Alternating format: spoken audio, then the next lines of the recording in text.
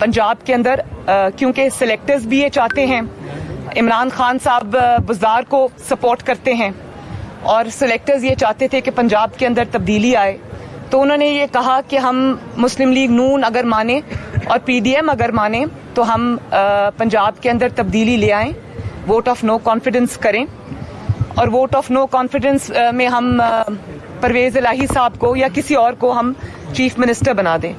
तो मियां साहब ने वाजे इसका दो टोक जवाब दिया और मियां साहब ने कहा कि मुझे अगर अपने असूलों की कुर्बानी देकर और सिलेक्टर्स के साथ मिलकर, जिनको हमारा ये नैरेटिव है कि आइन और कानून ने आपको जिस दायरा कार तक आपको महदूद किया है, आप उसी दायरा कार में रहें और सियासत में दखल अंदाजी न करें, तो उस बयानिए पे से हम नहीं हटेंगे, चाहे उसके बदले हमें इक्तदार मिलता हो। मियां साहब ने इसका साफ इनकार कर दिया, वरना हुकूमत कोई नहीं छोड़ता। मुझे फख्र है इस बात पे और मुझे इस बात पे भी फख्र है और इस बात की तसल्ली है मुझे कि पाकिस्तान के अवाम जो इस वक्त जो है वो जमहूरियत के साथ खड़े हैं और जमहूरियत के लिए जिद्दोजहद भी करने को तैयार हैं।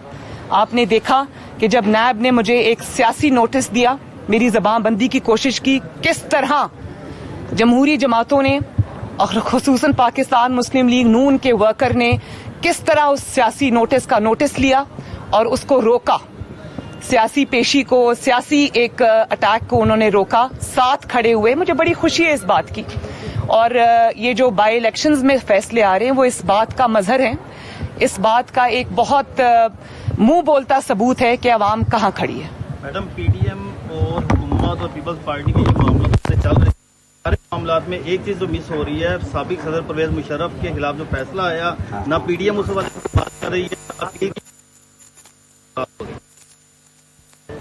क्या कह रहे हैं?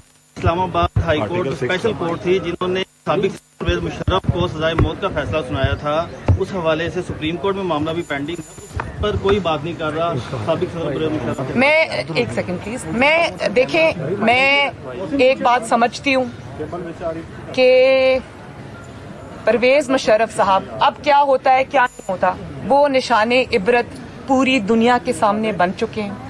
उनको फांसी की सजाए मौत की सजा हो गई है और अब वो सजा से भागेंगे जो भी होगा, लेकिन एक हमेशा के लिए एक मिसाल कायम हो गई है। चाहे आपने जस्टिस वकार साहब को, वो अल्लाह ताला को अब प्यारे हो चुके हैं, उनकी अदालत ही आपने सफाई हस्ती से मिटा दी, लेकिन वो फैसला स्टैंड करता है।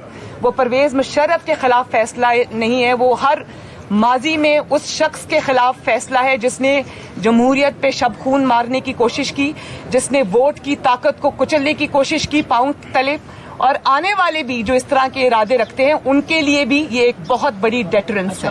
अब कोई उसको आगे लेके बढ़े या ना बढ़े, फैसला हो चुका। अच्छा मैडम, आपको लगता है कि बाप जो है वो एक सट्टेबारी पे बाप बारी हो चुका है? नजर आ रहा है कि और किसके कहने पे बाप जो है वो संगिरानी साहब के कहने पे तो वोट नहीं करेगा ना। संगिरानी साहब को भी जब बाप कहेगा तो वो उस वक्त वोट करेंगे। जाहिर है ये किसके कहने पे हुआ है, पूरी दुनिया ये जानती है। और जहां तक सब पर भारी की बात है, तो आज मैं भी अपने असूल कुर्बान कर दूं, मियां साहब भी अपने असूल कुर्बान कर दें, तो हम तो पूरे पाकिस्तान पे भारी हो सकते हैं भाई। ये तो कोई ऐसी बात नहीं है। ये तो मेरा ख्याल है कि बहुत शर्मिंदगी का मकाम है, जिसपे भारी होना क्या, ये तो दिल पर पत्थर एक आ गया जैसे। इसमें कोई भारी होने की बात नहीं है, भारी सबको होना आता है। असूल पर चलना और उस पर कायम रहना एक सबसे अच्छी बात है जिसको आवाम देख रही है। बहुत बहुत थैंक यू।